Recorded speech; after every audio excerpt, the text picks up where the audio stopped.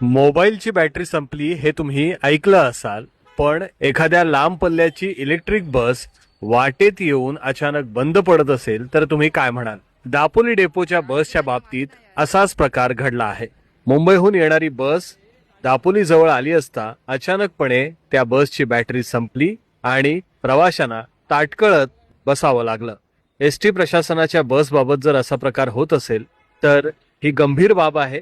या संदर्भात योग्य ती कारवाई होणं अपेक्षित आहे. कारण मुंबईहून जेव्हा एखादी गाडी निघत असेल तर त्याची बॅटरी किती चार्ज झाली आहे हे आधीच समजून घेणं आवश्यक आहे. अन्यथा मनस्ताप हा प्रवाशांना होतो. तोच प्रकार इथे दापोलीमध्ये झालेला आहे. त्यामुळे अनेकांनी नाराजी व्यक्त केली आहे. एखादी बस नादुरुस्त होऊ शकते, एखाद्या बसचा टायर पंक्चर होऊ शकतो, एखाद्या बसचा अपघात होऊ शकतो, परंतु चार्जिंग न झाल्यामुळे बस बंद होणं म्हणजे हे खूपच वाईट गोष्ट आहे आणि याचा फुकटचा त्रास प्रवाशांना झाला. अखेरमध्ये ही बस